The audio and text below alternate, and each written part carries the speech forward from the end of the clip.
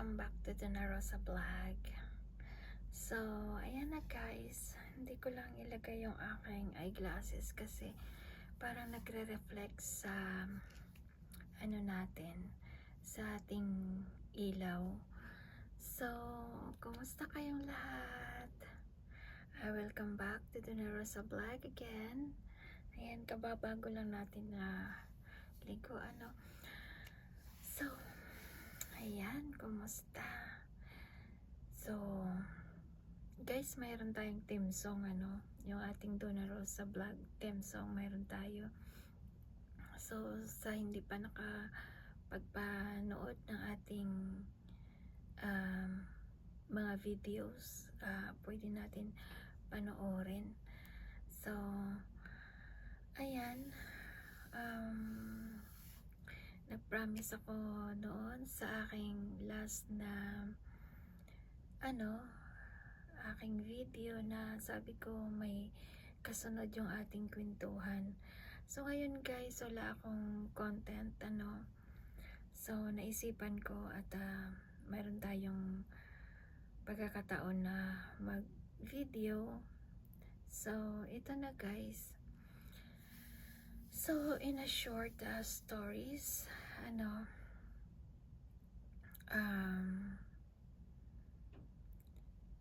ba yung ano natin, yung kwento ko nun. Ayan na.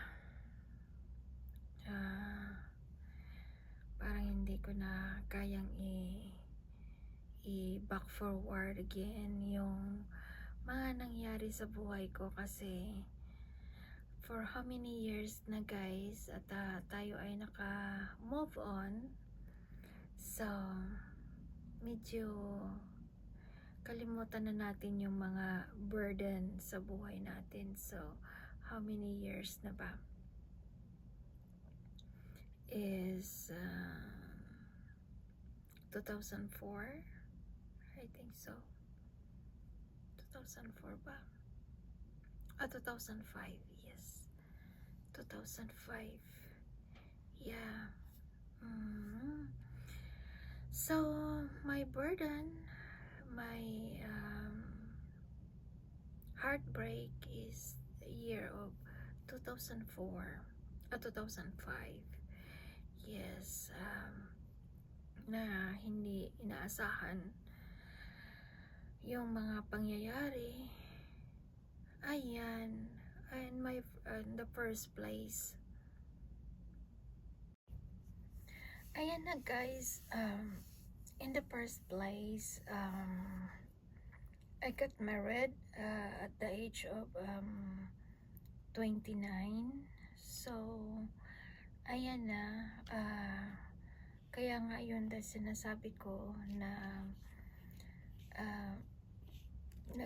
ako ng commit ng suicide, but God is good sa aking buhay, no? Hindi niya ako pinabayaan. So, kahit man na hindi man naging successful yung aking marriage, after 5 years, my marriage is broken. And then, hindi ako binigyan ng anak. Hindi kami binigyan ng anak, ano. Wala kaming anak. So, after 5 years, sa hindi inaasahan, ay naghihiwalay kami. So, at that point, nag-abroad ako. Pumunta ng Hong Kong. So, in 8 years, I was been there in 8 years in Hong Kong. So, syempre, I am a single. Wala din akong anak. So, naging malaya din ako nagkaroon ng boyfriend. So, just only a boyfriend, ano. Hindi din ako commit ng serious. Kasi wala namang nagsiseryos, ano. So, dumating yung time na akala ko naging seryoso din. So,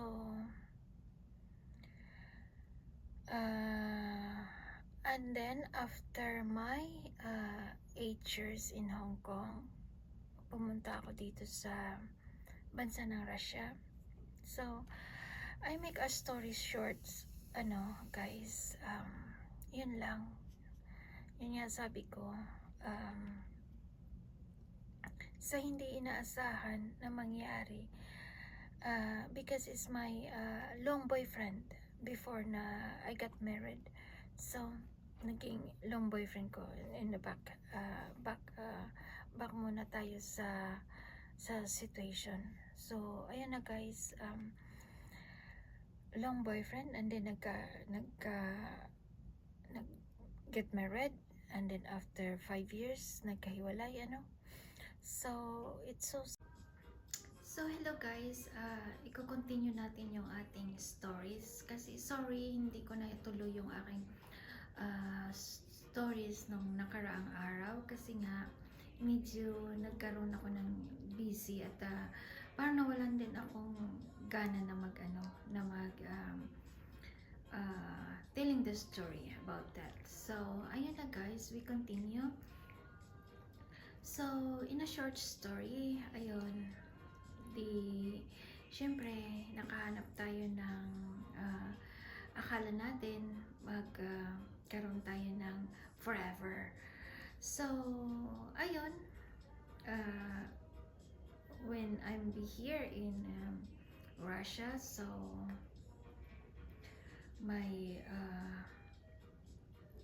boyfriend, so ganun ang nangyari. So nagkaroon ako ng two sons, yeah, Alex and Andre. So sa hindi inasahan na nakabuo din, at the age of 44, my Alexander was born.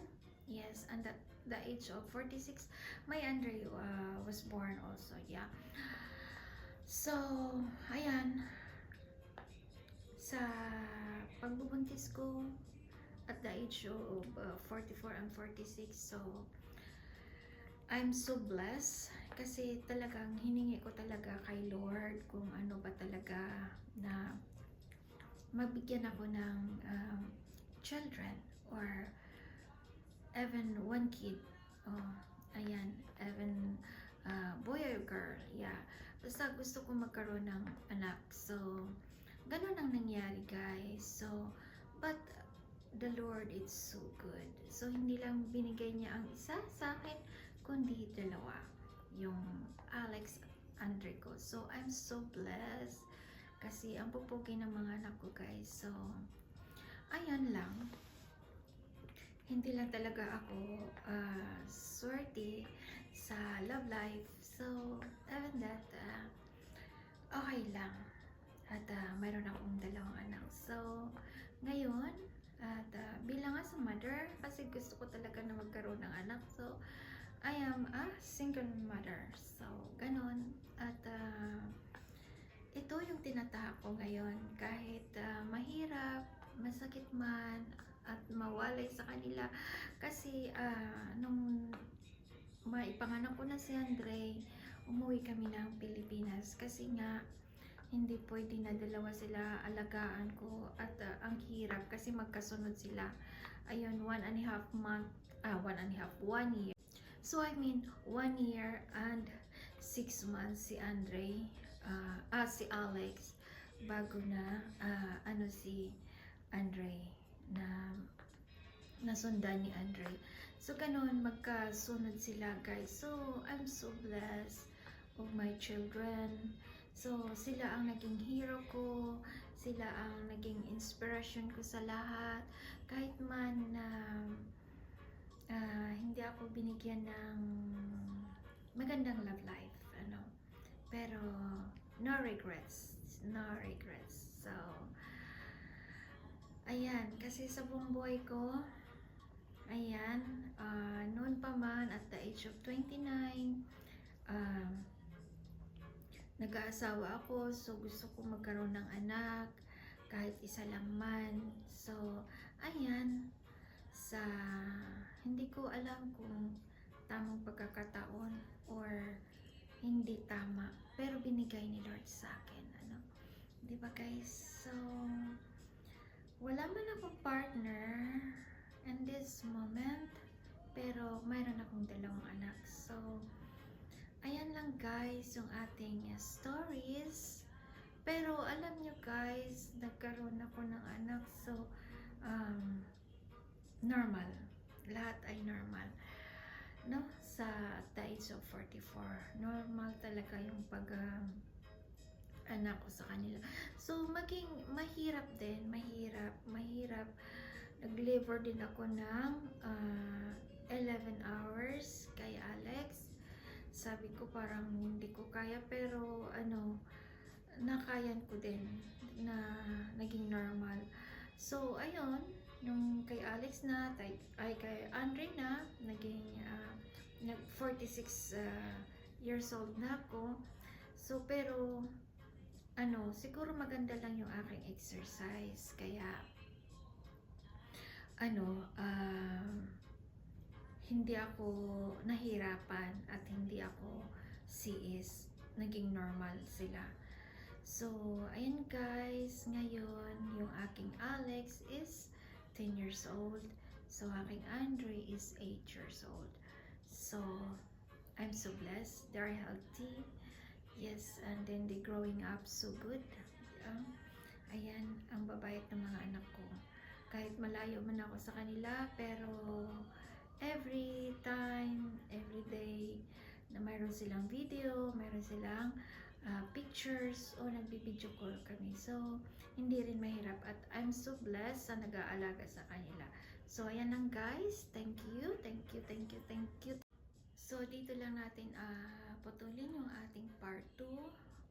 Maybe may part 3 pa sa kasunod kung ano pa yung aking maikwento-kwento ng buhay. So, dito lang guys. Yun lang ang papasalamat natin kasi hindi tayo hinayaan ni Lord na maging sa mga depression. Ayan yung sinasabi ko sa inyo, sa mga depression, anxiety, labanan natin talaga yan guys. Yan ang very important, at saka huwag natin kalilimutan na mag-pray always. Ayan, kasi sa lahat ng mga pagsubok sa buhay natin, hindi tayo pababayaan ni Lord pag tayo ay manalangin lagi at maghingi sa Kanya ng gabay. So, yan guys, sa aking mga pinagdaanan, nahirap sa buhay, sobra-sobra. Pero yun nga, sabi ko, naisipan ko na mag-commit ng suicide at that moment. Pero yun nga, si Lord nasa buhay ko. Kaya takot na takot ako. At hindi pumasok sa isipan ko na maggawa ng ganun, kasi hindi tayo i-accept ni Lord guys pag gawin natin yan, kasi si Lord lang ang nagbigay ng buhay sa atin. Kaya hayaan natin si Lord na siya din ang tatapos ng buhay natin. So, ayan lang guys yung ating maalaala mo kaya sa buhay ni Donna Rosa. So, thank you guys sa pagpapanood ng ating video. So, don't forget to subscribe if hindi pa kayo nakasubscribe sa ating channel, Donna Rosa Vlog. So, like natin and share or comment natin. So, kung ano man yung makuha natin sa ating mga kwento ng ating buhay ngayon na nai-share ko sa inyo. So, yan lang guys. Thank you so much. At sa susunod na naman na episode natin, kung mayroon pa tayong mai-share, ayun. So, kasi may pagkakataon tayo na magkwento-kwento. So, ayan na guys. Thank you so much. God bless you all. I love you.